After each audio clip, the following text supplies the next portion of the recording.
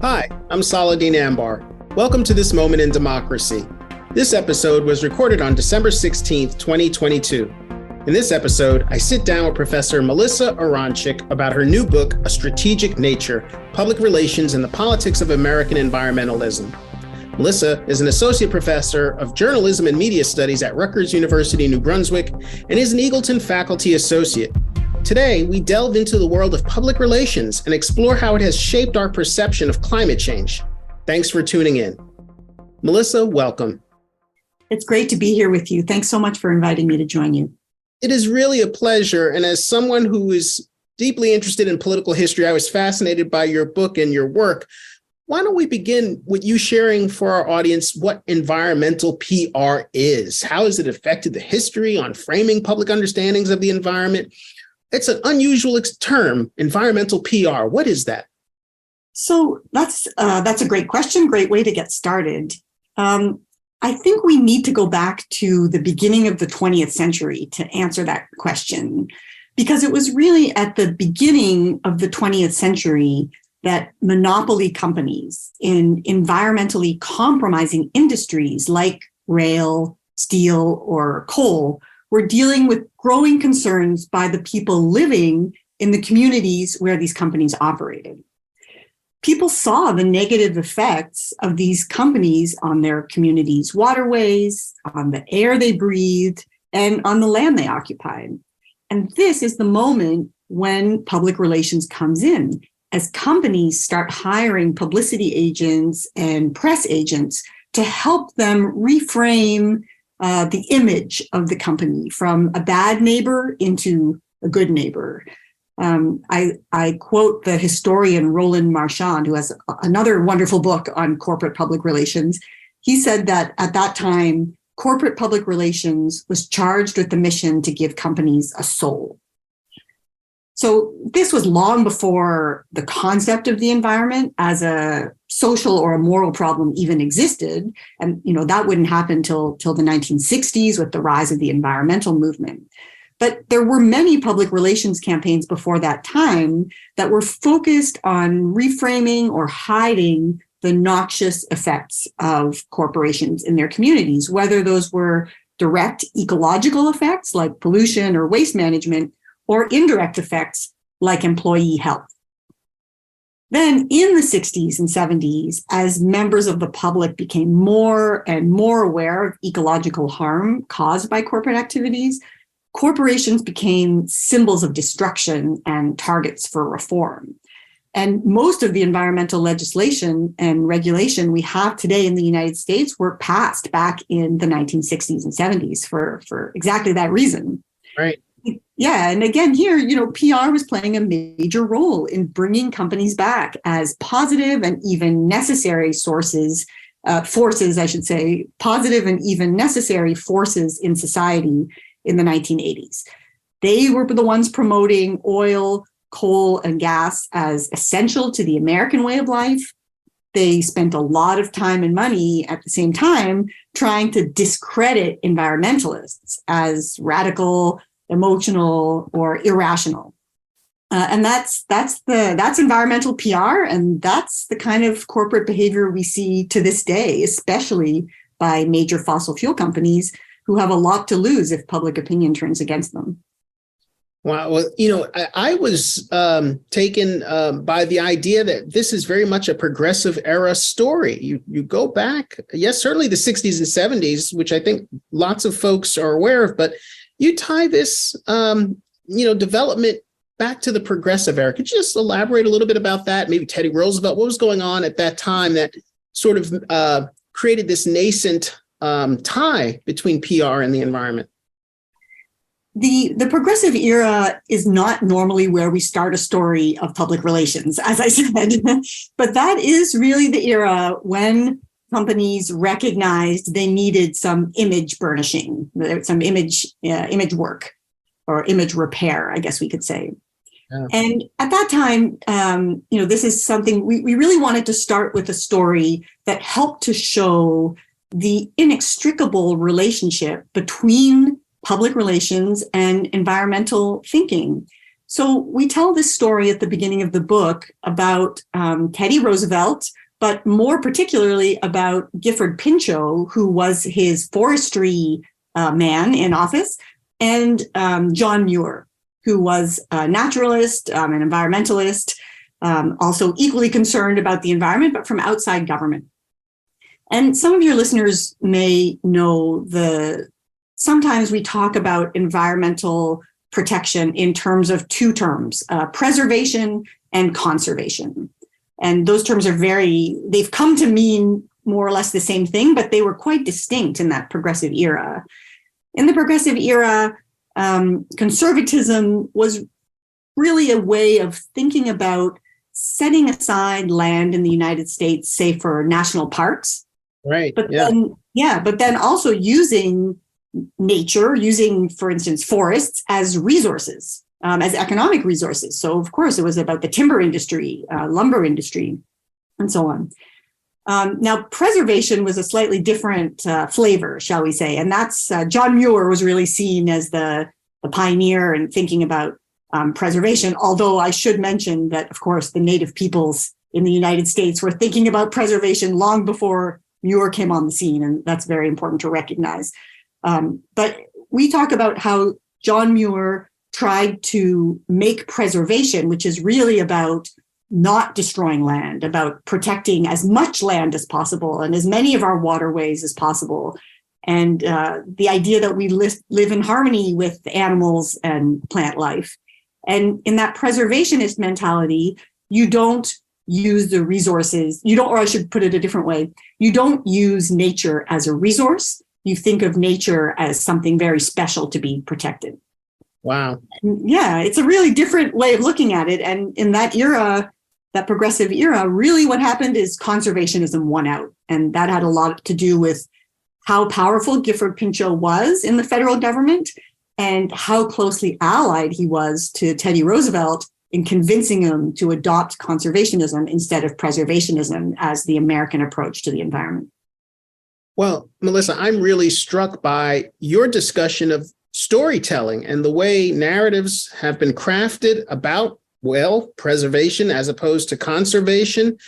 Let me just read a quote here that gets to the heart of this storytelling and narrative building process that you talk about in this book around the environment. You write, Americans are subjected to the manufacture of consent, a phrase, if I will, that probably many of us have heard, but perhaps not in this context. The manipulation of public sentiment through the self-conscious art of professional persuasion, and its troubling legacy is that the knowledge of how to create consent will alter every political calculation and modify every political premise. My goodness. How have PR firms, entities, because they're not necessarily all of one stripe. I think you do a great job of sharing how there's a diverse array of entities involved in storytelling. That's my word, maybe not so much yours. Could you share with us how this manufacture of consent has played a role in our present understanding of environment and environmental reform? When we think about how we know what the environment is, most of us come to the environment through some kind of mediation. In other words, sure, we go outside, we experience the outdoors, but the concept of the environment, what the environment means to the American people or to us as a global society, it comes to us in some kind of mediated form. So one way to think about that is to say it's the stories that are told about the meaning of the environment that really help us to understand what role the environment ought to play in our lives and what kind of relationship we ought to have with nature and with the environment more broadly. So the idea that narrative and storytelling is powerful is, of course, something I think about all the time as a media and communications professor. But it really struck me and my co-author, Maria Espinoza, when we were researching this book, that it's almost impossible to separate what we say about and think about the environment from the way it's presented to us. So those stories aren't just stories. It's not like there's something called the environment that's out there and then comes the storytelling around it. The storytelling creates our understanding of what the environment is.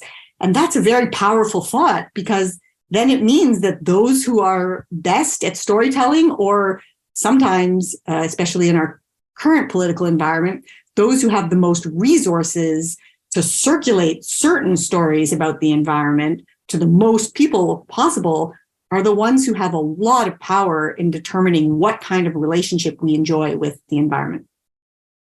Well said. Thank you for that explanation. It makes a lot of sense. One of the things that arise in this discussion about how we come to know or perceive the environment is your discussion of science and sound science. You talk about industry-friendly sound science. How do PR agencies use scientific information to garner support for their campaigns? Because when we think of science, we perhaps think that we might get different outcomes by looking at the science, looking at maybe the big data, as you talk about, than the outcomes that we sometimes see, or perceptions we sometimes see that people hold of the environment. Well, I'm trying to think of the best way to start answering this question, but I think I should start by pointing out that the phrase sound science was actually invented by a public relations firm. So let me start there. That's kind of an interesting way into this question. In the early 1990s, I'm telling another story now. In the early 1990s, the tobacco company Philip Morris, working with the public relations firm APCO Associates, created a coalition. And that coalition was called the Advancement of Sound Science Coalition, or TASC is the acronym. TASC members included business leaders, a few scientists and academics, and public officials. And the purpose of this coalition was to conduct research that would counter the established scientific consensus around tobacco as a health hazard, and then to find ways to promote that science in order to impact policymaking around tobacco. Now, the scientists who worked as advisors to TASC, this coalition, had previously done the same kind of work to counter the science on issues like acid rain or ozone depletion, two very big environmental issues in the 1980s. Now, these were, as would come to be known later when they did the same thing for climate change, global warming skeptics who were paid by industry to say whatever they thought would advance the tobacco companies' cause. And they acted as spokespeople for the media to promote their science and discredit other scientific research. Now, that third-party ally strategy is a very familiar technique. Public relations firms use it all the time to circulate messages favorable to their clients. You hire people who have credibility in certain circles to speak on your behalf because maybe the sponsoring industries don't have that credibility in those circles. But the legacy, what you asked in your question, is very much at play today in the US. Because now what happens is we seem to have competing ideas of what good science is. And a real skepticism, a growing skepticism and distrust by members of the public over what is good science and what isn't good science. There's increasingly this idea that, data can be manipulated, or we can pick certain facts and, hide the facts we don't like. And it's really been very challenging for scientists in that politically polarized environment to just say, no, here are the results of decades of research or modeling that tells us about the realities of an environmental problem that's in need of some kind of rules to address. Well, I was struck by, the very idea that because democracy loves debate and is really built upon debate and deliberation, that in and of itself is a problem for those who are concerned about protecting and preserving and keeping the environment safe and whole. Because maybe every question is not debatable, or every point isn't debatable based on facts and real science, right? Man, I was really struck by that conversation because I think it speaks so much to what's going on in our current politics, that everything somehow has an alternative side, or both sides have a point, etc. I don't know how you felt about writing that, but I was struck just reading it. There's that familiar phrase, the manufacture of consent, you mentioned a moment ago. Manufacture of consent suggests that people are having the wool pulled over their eyes. And we often want to, when we talk about public relations firms, not all public relations firms, but the ones who are doing this kind of somewhat underhanded work or spin, we want to say what these firms are doing is hiding the truth from the people.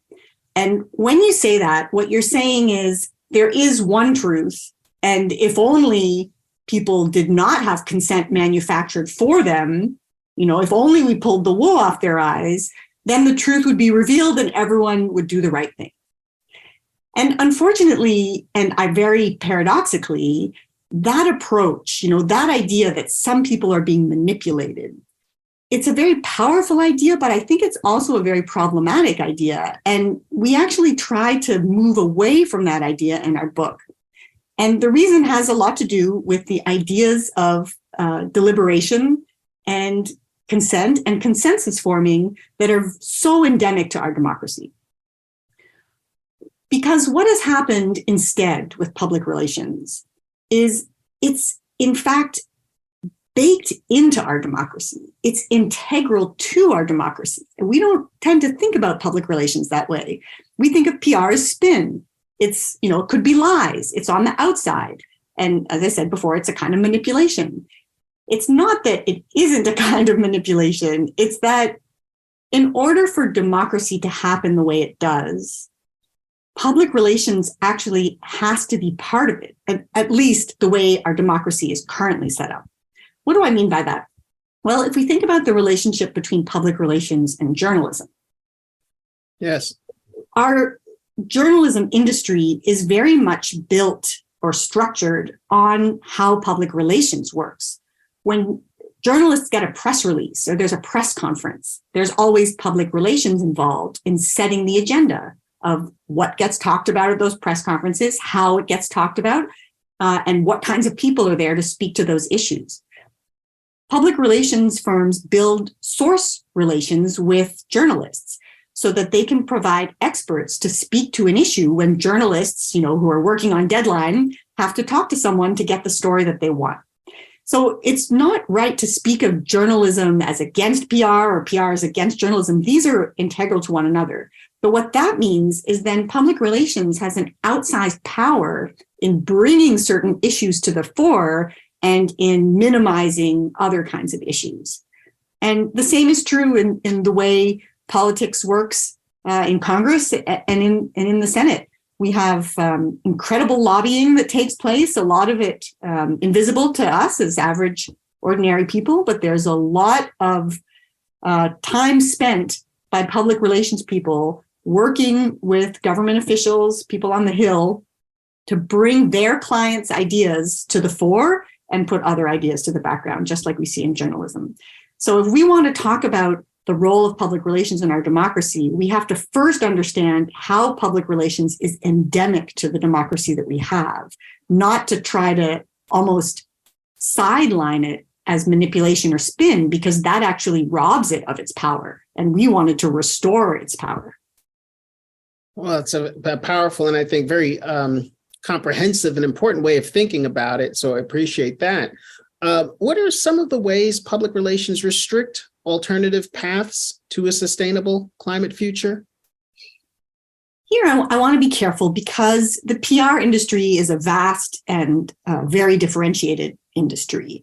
And in our book, to that point, we not only researched corporate and industry PR, but we also looked at public relations by climate action groups and environmentalists. One of the conclusions we drew is that PR is integral to the way our media systems work today. As I alluded a moment ago, you just wouldn't have mainstream media channels with topical, relevant, and breaking news without the support of PR firms and agencies. And I'm not just talking about financial support, although of course advertising and public relations dollars are the major revenue source for most of our commercial media here in the US. I'm talking about those relationships I mentioned a moment ago, how integral PR is to journalism and to the political process. That said, I do think one very pervasive problem right now is greenwashing.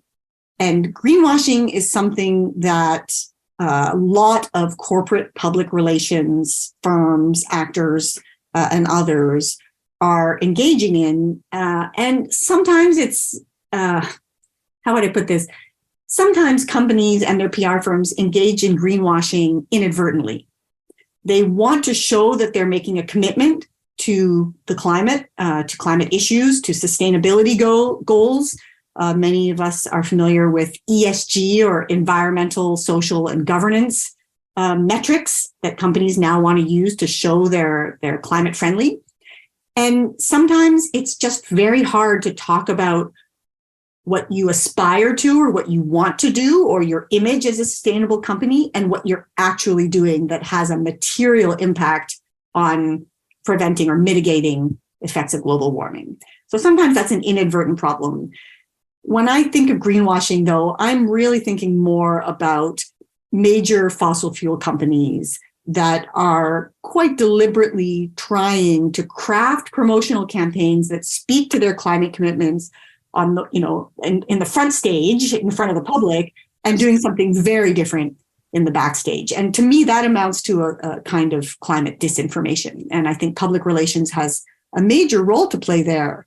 The PR firms are not just messengers, so they're not just the ones putting out messages that their corporate clients want them to put out. They are very much involved in the strategic thinking, planning, coalition building, and initiative seeding, especially around problems like sustainability for firms, because they're the experts, much more so than people working inside the companies.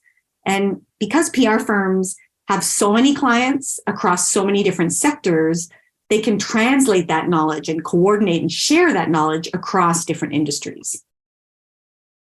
It's really a fascinating nexus of all of these, protagonists coming together, shaping not only an industry, but all of our lives in many ways, as you suggest, particularly, nearing your conclusion and in your conclusion. Is there a better way for PR firms and democratic citizens and corporations and Congress? Is there a better way to do what we've been doing so that we can, as you suggest, appreciate the environment? That's something that affects us all, and that we all have to live with and should live with and cherish. Is there a better way to go about doing this kind of work from what you've written? Because it's in many ways a work of history, as much as it's a work of policy, it's a work of politics and political science, dare say psychology. There's a lot going on in this book. What's a better way forward? I've thought long and hard about that question, and I realized after finishing this book that that's probably a question that I will spend the rest of my life thinking about, because well, first of all, because the problem keeps changing, it keeps changing shape. And secondly, because it's an ongoing problem. It's not one that will be over in my lifetime. Even if it does get better, it'll still be a problem that we have to continue to address. So here are a couple of ideas. I'm going to try to be as hopeful as possible under the circumstances. If there's one problem we don't have right now, it's information, enough information. In other words, we do not have an information deficit problem. In fact, we have the opposite problem. We have a too much information problem. It's coming at us from every direction. And it's really hard for most of us to contend with, to sort through and figure out what to focus on. So I guess the first problem is we're really busy and we're often really distracted. And so it's hard to focus on something that isn't right in front of our faces, like climate change often isn't until it is. A greater problem, perhaps, is distraction. A lot of information out there is designed to distract us. And you've probably heard the expression, the attention economy. the attention economy, which is essentially the way the internet runs on trying to grab our attention because it monetizes our attention. So the problem isn't that we don't have enough good information about global warming or what to do about it. To me, there's a much bigger problem that I'm hoping we can address. And that's that we don't have a we in political discourse. And I am certainly not the first person to notice that, and definitely not the only person. And we do actually have a we, but it's my we and your we.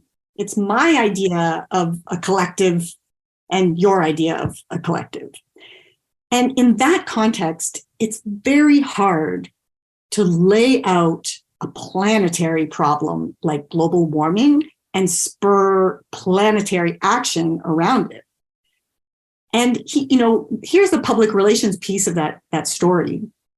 Public relations operates in a kind of stakeholder mentality. And I think that has really fostered in our society a stakeholder mentality. The stakeholder mentality is a mentality built on the idea of self-interest. It's a way of thinking and communicating to appeal to different groups of people in a society on the basis of what you think each of those groups wants. It's the kind of what is in it for me approach to communication. And public relations is built on that idea of stakeholderism. As the name implies, public relations is about forming relationships with the public. But PR doesn't think of one public, it thinks of multiple publics, and it crafts different messages and approaches them in very different ways. And I think, on the one hand, appealing to different publics is problematic. It's very fragmented. Of course, it's very understandable in our current online fragmented media environment. So there's a real symbiosis, I would say, with our political polarization or fragmentation and our internet, our online or media polarization and fragmentation. But beyond that, if we wait to do something about climate change until we ourselves see a direct self-interested benefit, or the opposite, the resolution of a direct risk to ourselves, it might be too late to form the kind of coordinated, long-term, planetary behavior transformation that we really need. So even if the information we have might already be saying that, this is a big problem, we all have to deal with it together, we don't communicate in a way that conveys that same message. Well, I think that sense of urgency is a good place for us to come to a stop here, because I can't think of a better impulse that we all need to not take for granted tomorrow or the next year and so on, particularly with respect to the environment. This book is terrific. The book is A Strategic Nature, Public Relations and the Politics of American Environmentalism.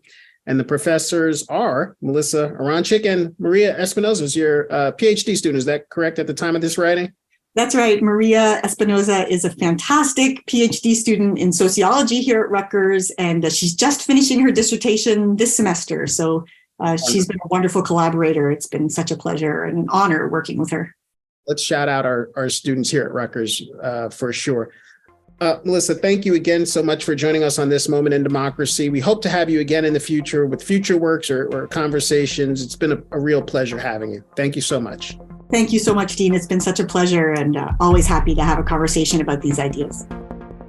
Today's podcast has been brought to you by the Eagleton Institute of Politics. Eagleton is a nonpartisan research unit of Rutgers University, New Brunswick. This Moment in Democracy was made possible in part by the generosity of Gerald and Kiko Harvey and Eagleton's many supporters. To support Eagleton's work or sign up for its newsletter, click the links in the description. To learn more about the Institute, visit eagleton.rutgers.edu and follow Eagleton on social media.